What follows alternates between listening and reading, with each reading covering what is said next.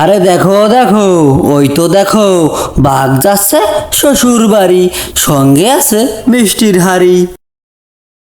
দেখো দেখি কারবার। তখন কত বেলা হয়েছে, এখনো নাক ডেকে ঘুমাচ্ছে। বাঘ মামা, আরে ও বাঘ মামা, তাড়াতাড়ি ওঠো, শ্বশুর বাড়ি যাবে না?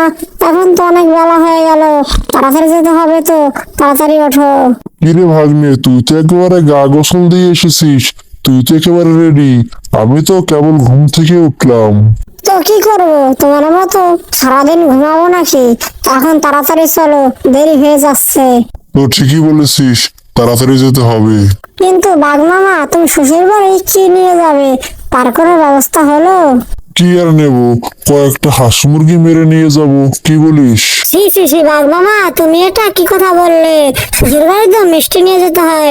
তুমি শোনো না বুঝি, শ্বশুর বাড়ি হচ্ছে মিষ্টির হাড়ি। ও এই ব্যাপার, এ আর এমন কি, এটা আমার 1 মিনিটের খেলা।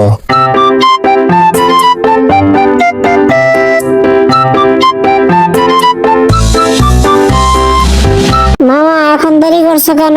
তাড়াতাড়ি চলো, তাড়াতাড়ি যেতে হবে, অনেক বেলা হয়ে গিয়েছে। তুই তো ঠিক কথাই বলেছিস ভাগ্নে, ধর এই হাড়িটা নেই। তুমি বললে তো আর না করতে পারবো না। জামাই হচ্ছে তুমি, খাটিয়ে মারবে আমাকে। চলো তাহলে, কি আর করার। নে ভাগ্নে, হাড়িটা ভালো করে শক্ত করে ধরিস, পড়ে যায় না যেন। আচ্ছা, পড়বে না। এখন তাড়াতাড়ি পা চালাও দেখি। হ্যাঁ হ্যাঁ, তাহলে এক্ষুনি জলদি চল।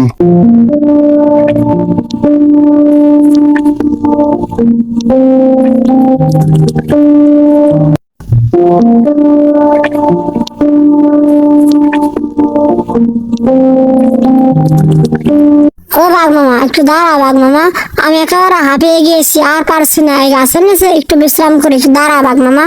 কি হলো ভাগিনা, তুমি এতটুকুতেই হাঁপিয়ে গেলে? আরো তো অনেকটা পথ যেতে হবে আমাদের। যাই হোক, তুমি যেহেতু আর চলতে পারছো না, তাহলে একটু বিশ্রাম নেই। কত সুন্দর সুঘ্রাণ আসছে, মনে হচ্ছে ওই হাড়ির ভিতর থেকেই আসছে। ওই হাড়ির ভিতর কি যেন দেখা যাচ্ছে। নাই, তাড়াতাড়ি গিয়ে খেয়ে আসি।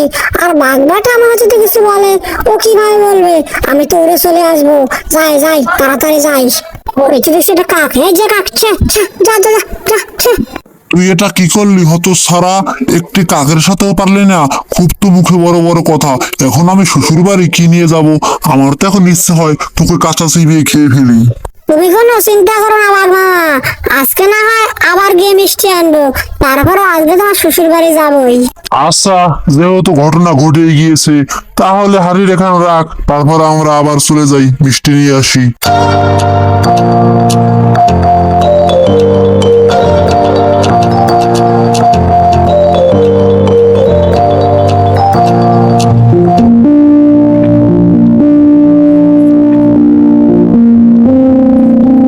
শোন ভাগ্নে, এইবার আর মিষ্টির হাড়ি তোর কাছে দেওয়া হবে না। তাহলে যদি কেউ এবার আবার নিয়ে যায়, তাহলে আমার শ্বশুর বাড়ি যাওয়ার আশাটাই শেষ।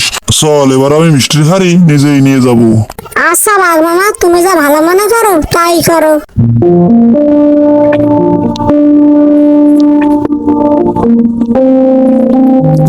মামা, একটু দাঁড়া মামা, আমি তো আর চলতে পারছি না। এই পথটায় তো ভীষণ রোদ মামা, একটু দাঁড়াও। ভাগ্নে, আরেকটু সামনে যাই, তারপরে বিশ্রাম নেব। ওইখানে একটা নদী আছে, আমরা ওখানে বসে একটু পানি খাবো আর বিশ্রাম করব। চল ভাগ্নে।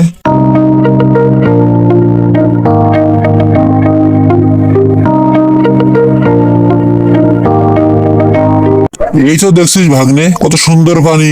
এখানে হাড়িটা রেখে একটু বিশ্রাম করি। এখানে কোথা থেকে যেন সুঘেরা আসছে।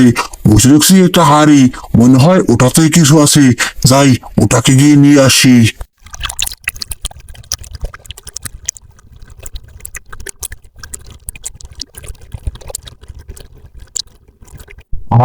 বেশ ভালোই হবে, আমার বাচ্চারা খুব আনন্দ পাবে। যাই যাই, তাড়াতাড়ি নিয়ে যাই, আমার বাচ্চারা খুব আনন্দ করে খাবে। ভাগ্নে, এটা কি হলো রে? আমার কি তবে শ্বশুর বাড়ি যাওয়া হবে না? ধর ধর, ওই কুমির বেটাকে ধর। তবে তুমি কি করছো? আমি ওখানে যাই আর কুমির আমাকে টমাস করে গেলে খেয়ে ফেলুক, তাই না? তাহলে চল ভাগ্নে, আবার আমরা সেই মিষ্টির দোকানে যাই। হ্যাঁ মামা, তার থেকে সেই ভালো। তাই চলো, অন্তত পক্ষে প্রাণটা তো রক্ষা পাবো।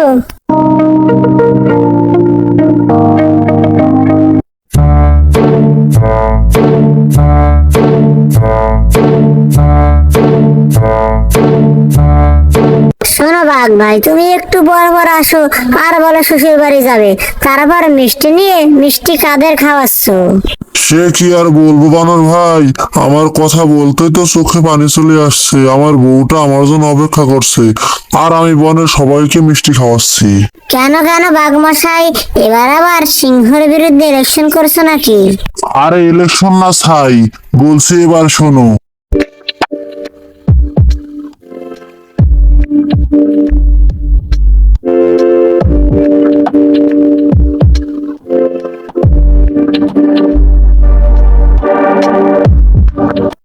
ও এই ব্যাপার, তাহলে আমি তোমাকে একটা বুদ্ধি করে দিচ্ছি।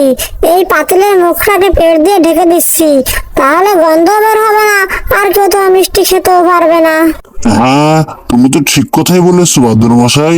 তুমি তাহলে তাড়াতাড়ি একটা প্লেট দিয়ে পাতিলটা ঢেকে দাও, আমার বউটা আমার জন্য কত কান্নাকাটি না করছে। আচ্ছা বানর ভাই, তোমাকে অনেক ধন্যবাদ, তুমি ভালো থেকো, এখন আমি আসি।